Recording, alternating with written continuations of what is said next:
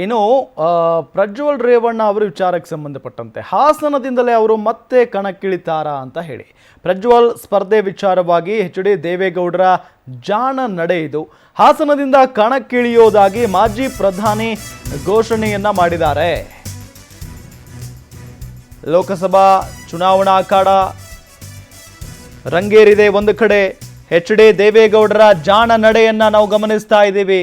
ಮಾಜಿ ಪ್ರಧಾನಿ ಒಂದು ಘೋಷಣೆ ಮಾಡಿದ್ದಾರೆ. ಟಿಕೆಟ್ ಸಿಗುತ್ತೋ ಇಲ್ವೋ ಅನ್ನೋ ಚರ್ಚೆಗೆ ಇಲ್ಲಿ ಫುಲ್ ಸ್ಟಾಪ್ ಇಟ್ಟಿದ್ದಾರೆ. ಪ್ರಜ್ವಲ್ಗೆ ಟಿಕೆಟ್ ಸಿಗಲ್ಲ ಅಂತ ಹಲವು ಆಕಾಂಕ್ಷಿಗಳು ಪೈಪೋಟಿಗಿಳಿದು ಬಿಟ್ಟಿದ್ದಾರೆ. ಮತ್ತಷ್ಟು ಆಕಾಂಕ್ಷಿಗಳ ಸೃಷ್ಟಿ ಎಂದು ಮೊದಲೇ ಘೋಷಣೆಯನ್ನ ಮಾಡಿಬಿಟ್ಟಿದ್ದಾರೆ. ಎಲ್ಲ ಪ್ರಜ್ವಲ್ ಅವರೇ ಹಾಸನದಿಂದ ಕಣಕ್ಕಿಳಿತಾರೆ ಅಂತ ಹೇಳಿ ಬಹಳ ಸ್ಪಷ್ಟವಾಗಿ ಹೇಳಿಬಿಟ್ಟಿದ್ದಾರೆ.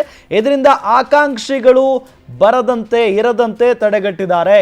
ಈ ಮುಖೇನ ಒಂದೇ ಕಲ್ಲಿಗೆ ಎರಡು ಹಕ್ಕಿಯನ್ನು ಹೊಡೆದಿದ್ದಾರೆ ದೇವೇಗೌಡರು.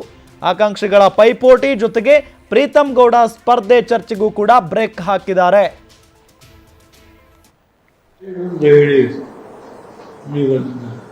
ಸೀರಿಯಸ್ ಆಗಿ ತಗೋಬಾರ್ದು.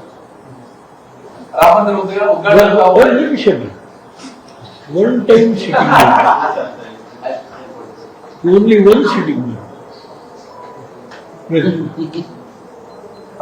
ಪಾಪ ಯಾವುದೋ ಒಂದು ಪುರಸಭೆಗೆ ಗೆದ್ದ ಅಂತ ಹೇಳಿ ಒಂದು ಪುರಸಭೆ ಸೀಟಿಗೆ ಗೆದ್ದಿದ್ದಾರೆ ತಗೋಬಾರ್ದು. Please don't take it serious. Prajwal ಮೋದಿಯವರು ತಳ್ಳಿ ಹಾಕೋದಿಲ್ಲ. ಮೋದಿಯವರು ಪ್ರಜ್ವಲ್ಗೆ ಆಶೀರ್ವಾದ ಮಾಡುತ್ತಾರೆ, ಕುಮಾರನ್ನು ಆಶೀರ್ವಾದ ಮಾಡುತ್ತಾರೆ.